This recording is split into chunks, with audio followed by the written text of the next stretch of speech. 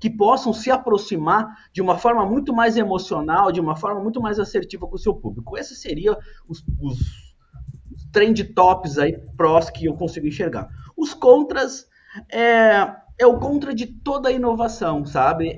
Como você pode usar isso para o mal, como você pode usar isso para manipular pessoas, como você pode usar isso para enganar pessoas, como você pode construir ideias que não são suas, como você pode construir trabalhos que não são teus, sabe? Agora, a diferença básica entre persuasão e manipulação é que a persuasão é uma ferramenta de trabalho de todo mundo. Você aí vende uma ideia, o professor vende uma ideia, eu vendo uma ideia. A manipulação é diferente. A manipulação, você vende uma ideia e não entrega essa ideia. Ou seja, o mercado hoje ele não admite mais empresas que manipulam. Então você vai enganar uma pessoa, duas pessoas, três pessoas. A partir do momento que você monta um website ou um canal de informação, é tanta gente reclamando que você vai ser obrigado a sair do mercado. Então, assim, você sempre vai ter duas escolhas para trabalhar com uma ferramenta tão poderosa, né? O que a gente ensina é como você entra pela porta da frente e expande a sua inteligência. Isso é o mais importante. E respondendo à próxima pergunta, como ele vai entrar nesse meio, eu, nesse primeiro momento, obviamente, eu vou pedir para ele acessar o meu Instagram, que é o @neuroexpert, eu vou pedir para ele clicar no link, adquirir o livro, né? E lá, este livro vai ensinar ele um passo a passo muito bacana, todas o vocabulário de uma forma fácil de compreender, porque eu não sou da computação. Então, assim, eu traduzo isso, né, de uma forma amigável também. Então, ele vai acabar percebendo que é fácil de entender. A partir do momento que ele faz os exercícios desde o básico, ele consegue formatar a sua ideia, ele consegue testar a primeira ferramenta, ele consegue testar a segunda. O livro vai evoluindo a partir do momento que você vai compreendendo como as coisas funcionam, até ferramentas extremamente complexas, como um Balance Scorecard, por exemplo, que tem eu trabalho lá com 9 perspectivas. Então, ou seja, você consegue avançar de uma forma daquela pessoa que não entende nenhuma ferramenta até uma pessoa que tem uma base muito sólida que ela pode, ali, alterando os prompts conforme ela pode personalizar isso ao seu negócio, ela pode trabalhar isso, então, de uma forma que ela consiga angariar muito mais resultado dentro do seu negócio. Então, isso é a pontinha do iceberg, né? Esse livro ele já está escrito há quase 10 anos atrás, e agora eu coloquei a inteligência artificial em cima dele, porque eu já sentia a necessidade das pessoas saberem para que servem as ferramentas de gestão. Né? A grande maioria dos administradores que se formam, eles não conhecem as ferramentas de gestão que fazem parte do seu próprio mundo. Então, ou seja, esse já é uma grande evolução. Então, você já ganha conhecendo que ferramentas você vai usar e depois como a inteligência artificial pode te ajudar a trazer esses resultados de uma forma mais efetiva, né? Então, eu indico isso. Eu estou imaginando aqui, né? O seu Carlos, até não sei o ofício dele, mas a gente tem agora profissionais autônomos, né? Advogados, tem tantas as Uhum, profissões, fisioterapeutas, ouvindo a gente uhum, para todos os uhum. empreendedores e para todos os ofícios. A inteligência artificial, ela está aí à disposição para agregar, para evoluir de forma geral. É isso? Sim, sim, sim, qualquer pessoa. Este livro ele é adaptado a qualquer pessoa, a qualquer nível, qualquer tipo de negócio. Eu testei ele em todo o tipo de negócio que você imagina. Eu testei ele na minha própria empresa. Cada prompt que ele está lá foi prompt que eu testei para mim, que eu testei para outras pessoas. Então, assim, eu tenho a absoluta certeza e eu devolvo o livro, devolvo o dinheiro quem não conseguir aprender, quem não conseguir aproveitar isso ao seu favor. Alexandre, eu vou pedir para você continuar conosco. A gente precisa fazer uma pausa para o repórter CBN. Daqui a pouco a gente continua conversando com o doutor Alexandre Rodrigues sobre inteligência artificial. É uma pausa estratégica e daqui a pouco a gente volta. Repórter CBN.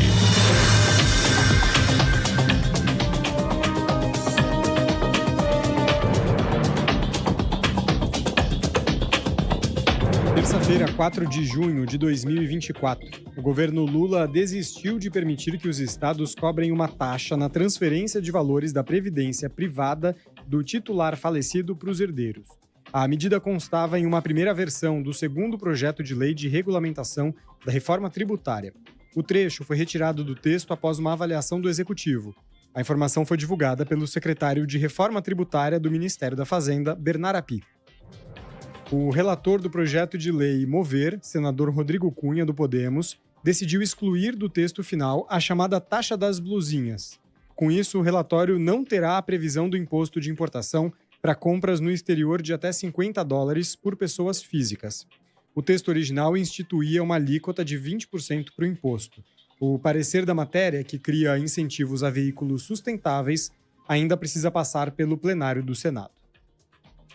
A Polícia Civil de São Paulo instaurou um inquérito para investigar como homicídio a morte de um empresário que foi submetido a um procedimento de peeling de fenol em uma clínica de estética na capital paulista. Inicialmente, o caso havia sido registrado como morte suspeita. A dona da unidade, a influenciadora Natália Becker, ainda não se apresentou à polícia. Os investigadores querem entender se a ação dela foi culposa ou dolosa. E o presidente dos Estados Unidos, Joe Biden, disse que há todas as razões para acreditar que o primeiro-ministro de Israel, Benjamin Netanyahu, está prolongando a guerra contra o grupo terrorista Hamas para permanecer no poder. Em entrevista a uma revista americana, Biden ressaltou ainda que teve um grande desacordo com o premier por divergências sobre o conflito no Oriente Médio. As declarações reforçam a tensão que vem crescendo nos últimos meses entre os dois países aliados. No horário de Brasília, 4h33. Repórter CBN. As principais notícias do dia, a cada meia hora.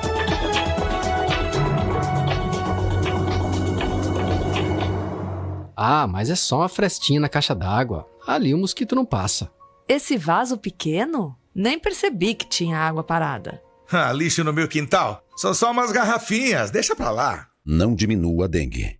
O número de casos e mortes dobrou em Mato Grosso. Com o trabalho do TCE, mais de 8.000 agentes de saúde e de combate às endemias, fundamentais na luta contra a dengue, tiveram suas atividades regulamentadas. Faça sua parte. Tribunal de Contas de Mato Grosso. O Ginkgo Cidade Jardim é porque terá uma área verde inesquecível. O Ginkgo Cidade Jardim é porque contará com mais de 10 lagos indescritíveis. O Ginkgo Cidade Jardim é porque terá uma capela ecumênica, um centro equestre exclusivo e uma academia com equipamentos Tecnogym inéditos dentro de um condomínio. O Ginkgo Cidade Jardim é porque terá um espaço gourmet para 400 pessoas, algo realmente incrível. O Ginkgo Cidade Jardim é porque terá 14 quilômetros de circuito de caminhada e ciclovia, uma piscina aquecida e coberta com 3 raias, 4 quadras de tênis e 6 quadras de areia na beira do lago,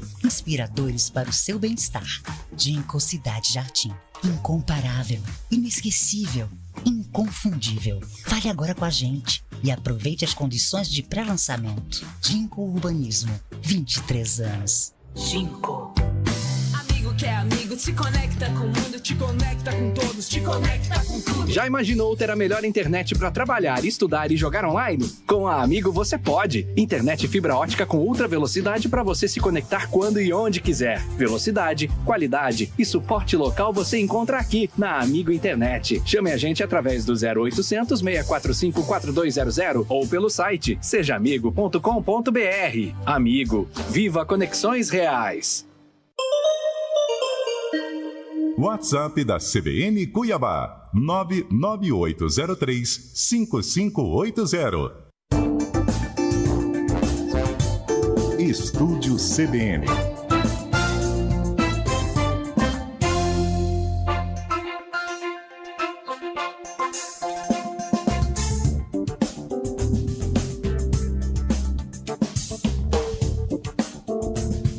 Estamos de volta, 15h35, terça-feira, 4 de junho de 2024.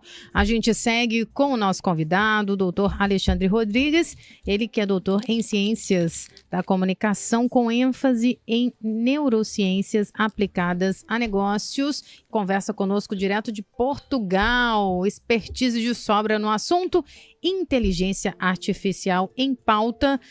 Doutor Alexandre, tem perguntas chegando aqui. Eu vou mandar um abraço agora para o Mário Luiz, está participando aqui conosco. Eu gostei bastante do questionamento dele, abrindo aqui o nosso último bloco dessa conversa, desse faleiro bom. Ele pergunta assim: a inteligência artificial pode ser uma solução para o problema do sistema de previdência pública? O uso da IA no serviço público pode reduzir a necessidade de mão de obra a longo prazo e equilibrar o sistema previdenciário público brasileiro, doutor? Então, é um assunto bastante delicado, porque a inteligência artificial, ela é uma inteligência extremamente racional. A ação humana, ela tem condicionantes emocionais que influem no seu poder de decisão. Então, ou seja, nem sempre as nossas decisões são racionais, muito pelo contrário, né? A neurociência nos mostra que a interação emocional que está lá escondida dentro do nosso subconsciente, ela tem muito impacto em cima da nossa tomada de decisão. Se você perguntar para uma inteligência artificial incorporar isso dentro de um cenário, eu tenho absoluta certeza que ela vai te dar uma solução muito próxima do ideal de como você corrige esse problema. Agora, a gente precisa saber se é do interesse político, se é do interesse, né, da sociedade em corrigir o problema da forma como a inteligência artificial vai te sugerir. Então, assim, o que se sabe, né, principalmente quem já viajou para fora do país, quem tem uma ideia de como outros países funcionam, né? Que a forma como o Brasil trabalha com as suas políticas não é a forma mais ideal possível, né? Existem aí muitos vieses pelos quais, às vezes, o caos, às vezes as não conformidades são salutares, né? Para alguma minoria de pessoas. Então, assim, neste ponto, eu teria muito pouca esperança em corrigir, né? Porque isso depende muito mais de humanos do que de máquinas para fazer, né? Todo o potencial de informática, todo o potencial de processamento se tem, se conhecem os números, se sabe o caminho. Agora, se é do interesse ou não de efetivamente resolver, né? Ele é um problema muito mais humano do que de máquina nesse momento. Se eu posso colaborar alguma coisa nesse sentido, a gente tem um modelo de Estado que não é adequado às novas ferramentas. Não só a inteligência artificial, a nova realidade brasileira. E não é um problema, não é só no Brasil também. Vários países. Você está próximo aí da França com problema, né? Da Espanha com problema. Quer dizer, assim, o mundo... E a gente não inventou ainda o outro modelo de Estado. E até lá a gente vai ter muito problema. Alexandre, quando a gente fala... E aí a questão da ferramenta, a gente precisa lembrar sempre que é uma ferramenta, né? A gente fala muito a questão da substituição. Não tem humano, só pode ser substituído por outro humano. E ferramenta eu gosto de utilizar muito, eu trago para a faca, mas é o exemplo da pedra polida e da pedra lascada, né? Quando a gente pergunta qual os benefícios de ter uma faca, não é a faca, é o humano que pode fazer da faca o benefício ou o malefício, né? Na questão da inteligência artificial, tem um dado muito interessante, que é o campo da criminologia, né? Ela avança mais ou menos no mesmo patamar, apenas uma mente diferente que busca a questão do erro. Você acha que a inteligência artificial ela pode propiciar, por exemplo, que a gente acompanhe na mesma velocidade? Porque qual que é o problema hoje? Vamos pegar aqui na área policial, na área de defesa do Estado. Ele corre atrás do erro o tempo todo. Porque ele não tem a prevenção do erro como base, e sim evitar depois que aconteceu. Mas a inteligência artificial ele pode trabalhar com essas prevenções, né? Claro, claro. Uma das grandes potencialidades dessa inteligência artificial é o poder de predição que ela tem em relação a comportamentos. Então ela faz uma leitura muito mais apurada de padrões e ela estuda como funcionam esses padrões e ela te sugere, né, opções mais próximas àquelas que você pode trabalhar. Então, assim, dependendo do número de casos que você tem, então você pega lá um apanhado de milhões e milhões de casos que já aconteceram no mundo em determinado processo, você vê um padrão ali de funcionamento. Então, este padrão ela vai te sugerir como o mais adequado ou pelo menos o funcional que está sendo trabalhado, né? Então, assim, isso vai te ajudar a refletir sobre como você está atuando, né? Como você está utilizando a sua inteligência para trabalhar com esse tipo de problema. Um outro campo aí, voltando aos modelos administrativos, falou de administração, né? De eliminação de erros, né? Os mais comuns são do próprio automóvel, começou lá com 25% até chegar ao período recal para não ter mais a questão de erro.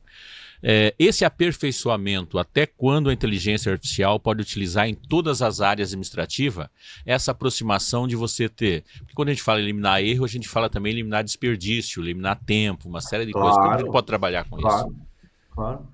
Então, uma das grandes competências deste tipo de ferramenta é exatamente sugerir erros, sugerir problemas onde você não enxergava, né? Nós temos uma forte tendência à adaptação a determinados ambientes.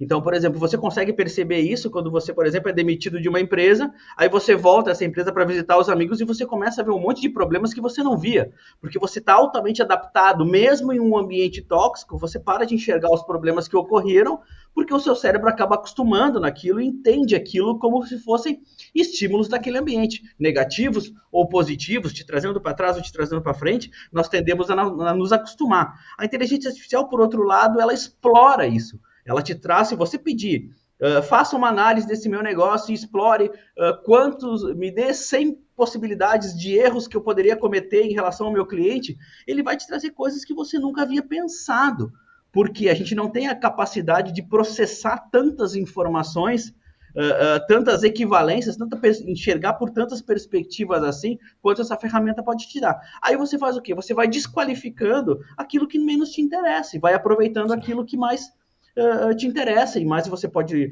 agir, e mais você pode ganhar em cima, entendeu? Essa é o grande segredo, né? Alexandre, respondendo aqui, vou tentar fazer um filtro das perguntas. Muita gente perguntando aqui sobre a questão da ética com a inteligência artificial, quando bem utilizada, e também apareceram aqui 3 vezes os questionamentos com relação à inteligência artificial na medicina. Então, gostaria que você fizesse essa correlação e falasse um pouco sobre essa importância da ética, até voltado também, né, para essa abordagem jurídica diante dessa inovação que é a inteligência artificial. Bom, Marcela, a ética é um assunto bastante discutido em relação à potencialidade que isso pode trazer, né? Máquina não tem ética, máquina aprende, máquina executa o que você manda. Quem tem ética é o ser humano, né? Então, assim, se você quiser trazer elementos não éticos a isso de uma forma não ética, né? Obviamente que você vai ter um espaço para fazer isso.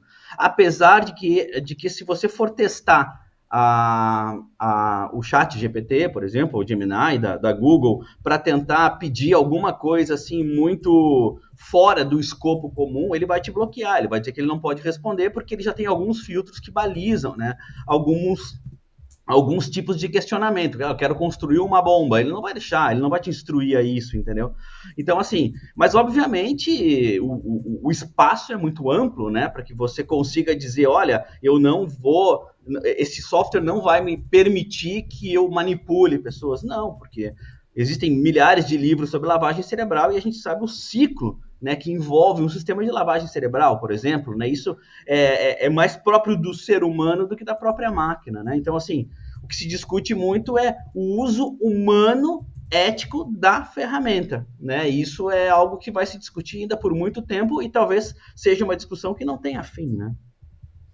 E na medicina, como é que é o cenário hoje dessa aplicabilidade? Explica um pouco aqui para a nossa audiência, até compreender, né, e como é que ele está sendo utilizado de forma geral no mundo e também, não sei se você tem essa vertente aqui trazendo para o Brasil. Então, a medicina é como qualquer campo, né? Inclusive, muitos equipamentos da medicina vieram para o marketing, né? Como, por exemplo, um eye tracking, como, por exemplo, um eletroencefalograma, como, por exemplo, um oxímetro, né? Então, chega um ponto da ciência que ela precisa se misturar, ela precisa englobar outras plataformas de conhecimento, né? Só a medicina não vai explicar tudo, só a informática não explica tudo da sua área, só a administração não explica tudo dessa área. Não à toa que a inteligência artificial está vindo para atuar na gestão de empresas, não à toa que a neurociência está sendo bastante aplicada hoje para conhecer os colaboradores, potenciais de consumo, né? Porque as coisas vão se misturando. Então, ou seja, a medicina, assim como outros tipos de profissão, também está trabalhando com isso. A diferença é que a medicina, ela tem graus de utilização desse tipo de ferramenta, diferente, por exemplo, do professor de educação física, né, que tem lá um material específico, mas não é tão elaborado quanto uma UTI, por exemplo, né, que você precisa ter lá equipamentos mais fortes, mais caros, né. Agora, tanto o médico quanto esse professor de educação física, ele pode se utilizar dessa ferramenta para tornar o seu trabalho muito mais dinâmico, para tornar o seu trabalho muito mais fácil, né. Então, assim, eu já tive neurocientistas na minha aula, já tive psicólogos na minha aula, já tive professores muito velhinhos na minha aula, que chegaram a chorar na aula, que pensavam que estavam fora do mercado de trabalho, estavam com medo disso, e eles disseram, olha, professor, eu testei 2 prompts seus aqui. A gente pode dar uma velocidade hoje que... Nossa, em todos os campos, professor, em todos os campos. Eu tenho um prompt nesse livro que ele ensina você a ler 20 livros por dia. E o que ele faz? Ele faz um resumo dessas 20 obras, ou você pega por tema, ou você pode escolher, eu quero as 20 principais artigos sobre esse tema da China. Então ele busca, ele traduz, ele compila isso num documento grande, e você vai escutando enquanto trabalha. Sim. Agora você consegue entender o potencial desse nível de informação que você está tendo, que você não teria nem condição se quisesse ter acesso a esse tipo de material?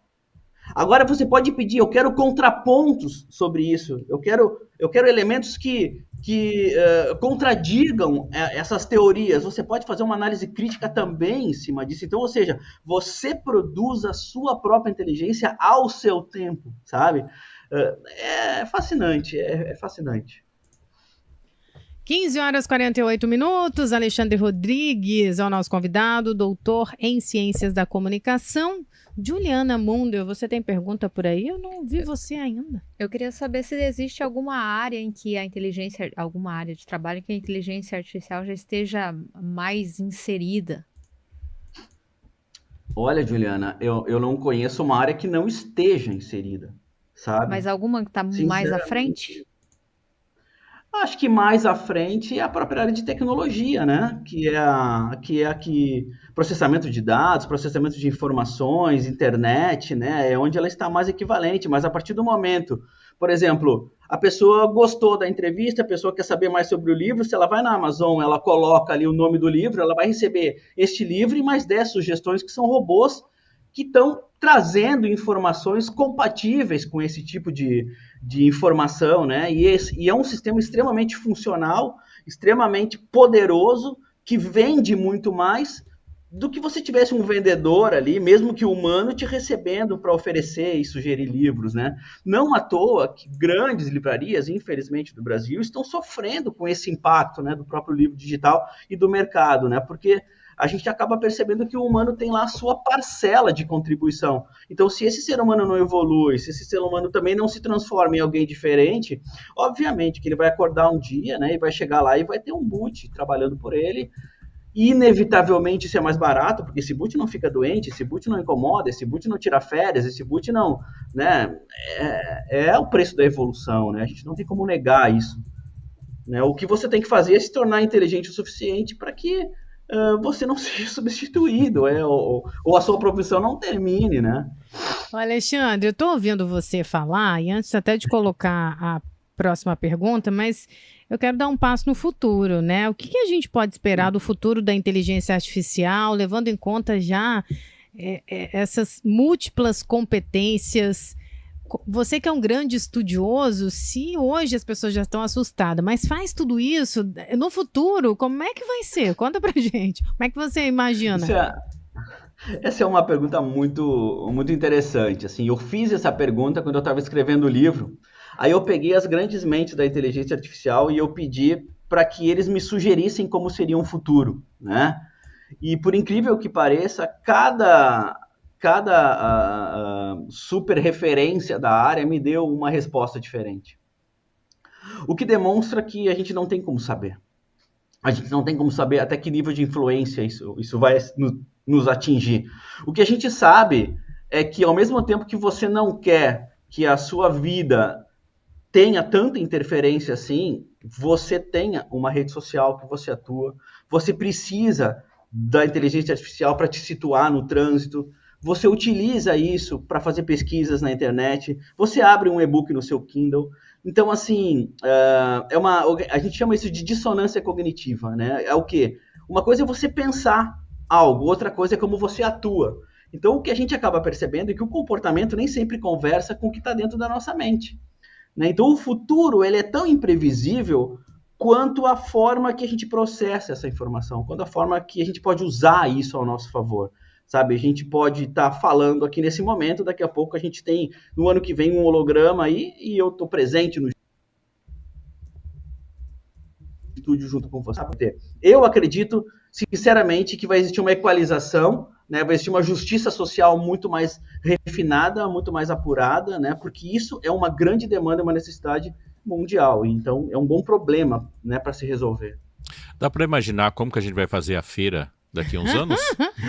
Você já tá na feira. Olha, a gente já faz a feira aqui por computador, né? Se você for ver hoje, tem umas senhorinhas mais espertas na tecnologia, elas já compram tudo por computador e mandam entregar em casa. É verdade. Não, mas eu imagino o dia que a gente possa ir lá e ver a textura da fruta. Sabe? Estando aqui, entendi. Olha isso. Eu acho que assim, uma pelo avanço que a gente tá, eu acho que não deve apurada. demorar muito tempo isso, né? Então. Alexandre, eu vou colocar aqui a pergunta da dona Ângela, que eu gostei bastante. Ela disse, Marcela, você perguntou sobre o futuro, né? Fico pensando, hoje a gente tem que falar, né? Provocar as respostas. No futuro, eu acho que a gente vai só olhar e a inteligência artificial vai entender só no olhar. Será que a gente chega nesse nível de olhar e não precisar nem explanar, provocar as respostas? Então, uma vez eu dei uma palestra e o tema da palestra era exatamente o futuro do marketing, né? E a gente sabe que, por exemplo, a nossa passada é única, a nossa orelha é única, a nossa íris é única, a nossa língua é única, a nossa digital é única.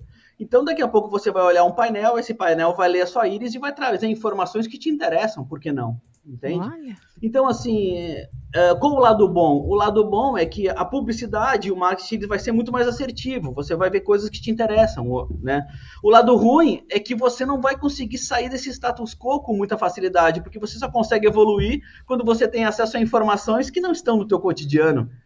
Então, assim, tudo tem, né, o desequilíbrio e o equilíbrio, depende muito de quão inteligente você é para escolher o seu caminho. Então, por isso que a neurociência ela se encaixa muito bem dentro disso, porque você precisa entender do olho para dentro para saber como você se comporta do olho para fora, né? É importante. Tem uma pergunta que apareceu aqui algumas vezes, eu acredito que é a campeã, que é IA e fake news, e muita gente colocando aí como a inteligência artificial acaba propagando fake news em um ano eleitoral aqui no Brasil. Eu gostaria que, para finalizar, você respondesse aqui à nossa audiência esse questionamento tão significativo. A fake news é a fofoca dos anos 30, né? Então, ou seja, ela sempre existiu, ela sempre manipulou o mercado, né? Ela sempre utilizou, né, até mesmo da mídia, né, para trabalhar com isso, mas antigamente as pessoas liam jornal, hoje elas acessam a internet, né? Hoje você consegue refinar, você consegue ter um aprimoramento muito mais do ponto negativo, que é o que a gente estava falando lá, né? Quais são os pós e contras? Esse é um grande contra que se tem. Agora, isso depende muito do nível de educação. Então, quanto mais educação você tem, maior análise crítica você tem também, né? País que investe em educação, ele vai ter menos problema com isso. O país que não investe em educação, né, vai ser um ótimo óleo para essa engrenagem. Então, assim, o problema sempre vai cair na educação, né? Infelizmente ou felizmente, né? Importante, ele falou, né? É a educação, o óleo, é a engrenagem. Como você lida com a informação. Não é informação pura e simplesmente. Você precisa ter uma relação aí com a questão da informação. A única preocupação preocupação é até a falta de vocabulário falando isso, né? É entre os fatores, que é a geração de uma dependência, né? A gente pode dar o exemplo da energia elétrica. Se nós voltarmos aos nossos avós, tá? Eles tinham uma facilidade de vivência sem a necessidade de energia. Nós ficamos dependendo de tantos elementos, se a gente ficar sem energia hoje, a gente corre risco de vida, né? A minha preocupação futura é justamente essa questão de como nós vamos lidar com a dependência da inteligência artificial daqui a uns tempos, as novas gerações. A dependência da inteligência artificial ela é como um vício qualquer, João. Sim. Qualquer vício, ele desperta o mesmo tipo de neurotransmissor. Por exemplo, se você usa cocaína e você come açúcar, o mesmo neurotransmissor da dopamina é ativado no seu cérebro para te trazer o mesmo nível de prazer, obviamente em intensidades diferentes. Quando você navega no Instagram e você encontra uma informação que o seu cérebro entende como útil, por mais que não seja, ele vai liberar uma dose de prazer e vai fazer com que você se aproxime daquilo a todo momento. Cada vez que você sai de casa, mesmo sabendo o caminho, você coloca no Waze, e esse caminho mostra o caminho que o seu cérebro já sabia, ele vai te promover prazer. Então, ou seja, você precisa entender que tipo de prazer esse cérebro está te trazendo, que te traz para frente, que tipo de prazer que esse cérebro está te dando, que te traz para trás. O vício é o prazer antes da dor. A virtude é a dor antes do prazer. Então, se a gente conseguir entender essa relação, a gente percebe que estudar dói, mas é bom, vai te trazer recompensa no futuro. Você perder tempo no TikTok vendo bobagem, te dá prazer nesse momento, mas aquele tempo você não recupera e mais tarde ele vai te trazer dor. Então, ou seja, é uma forma como você interage com você mesmo. É preciso se entender e ter um nível de maturidade muito grande para que você não se torne dependente disso para viver, né? Nós vivemos uma época, uma geração muito importante, porque a gente veio da geração analógica para digital, sim, mas tem gente que não, né? Pode provocar, que é uma dúvida aqui das pessoas, e você deixou claro que essa desinteligência é muito particular, né? Porque você precisa também ter conhecimento para provocar e para aí sim, junto ter essa troca, né, com a inteligência, pelo que você coloca. Eu acho que você pôs fim a esse questionamento de deixar os adolescentes, por exemplo, muitos pais não deixam utilizar a ferramenta achando que vai deixar de estimular, e não é isso. Não é. É saber usar pelo lado bom, né? É o que você estava falando antes sobre o analfabeto funcional. O analfabeto funcional é aquele cara com excesso de informação inútil. Tá entendendo? Então, assim, ele sabe muito de muita coisa, mas nada disso agrega valor a ninguém. Então, ou seja, a gente está vindo de uma geração que sabe muita coisa, mas eles não sabem colocar nada em prática, entendeu? Um oceano você precisa de um mundo. É um oceano de conhecimento de 1 milímetro de profundidade. Eu lembrei da minha mãe. Minha mãe diz assim, muda nada na minha vida. Se vai mudar e acrescentar, eu já parece que eu estou vendo ela me dizendo. A questão, que lógico não é para todo mundo, mas para um número significativo de pessoas, a ignorância é um tremendo conforto. Exato. Nossa! Mas o doutor nos deixou desconfortáveis com muita informação. Eu só queria fazer uma pergunta de curiosidade. Eu sei que o horário está estourando. Fuso horário, ele está em Portugal. Que horas é agora? Aqui já é 9 horas. Olha! Alexandre, muito obrigada pela generosidade. Imagina. A gente tem poucos segundos e fica à vontade para se despedir, para deixar o seu @, o livro também. Obrigada pela contribuição. Obrigado. Gente, assim, para ajudar, né, as pessoas, eu montei uma ação que as empresas que compram de 20 livros para cima, eu dou uma masterclass para elas. Então, assim, se você quer acelerar a sua equipe, você compra essa quantidade de livros, entra em contato comigo, a gente agenda uma masterclass e eu vou fazendo passo a passo junto com a sua equipe, vou orientando essas 20 pessoas. Então, assim, vai facilitar bastante o uso, tá? E a inserção dessas pessoas nesse novo mundo. O meu Instagram é o @neuroexpert. Eu tenho um canal no YouTube com mais de 100 vídeos também que eu falo sobre isso, falo sobre neurociência aplicada a negócios. Se você colocar no YouTube Neuroexpert, você vai cair no meu canal também. Então, essas são as formas de você me encontrar. Por favor, mandem todas essas perguntas que a Marcela está recebendo para mim, que eu vou fazer questão de responder e vou adorar responder vocês, tá bom? Muito obrigado, Marcela, muito obrigado. Muito obrigado a todos no estúdio aí pelo carinho e pela recepção. A gente que agradece. Quando tiver o estúdio CBN itinerante em Portugal, a gente vai ter um faleiro. Né, professor? Vamos levar a nossa bolha para lá. Vamos, já tô conectando aqui. Obrigada. Até a próxima. Não há tempo para mais nada. Bom. Obrigada, professor, Julie. Obrigado, Até gente. amanhã. Até amanhã. Bom trabalho. Obrigada, Camila. Obrigada a todos. Amanhã às 14 horas a gente se reencontra.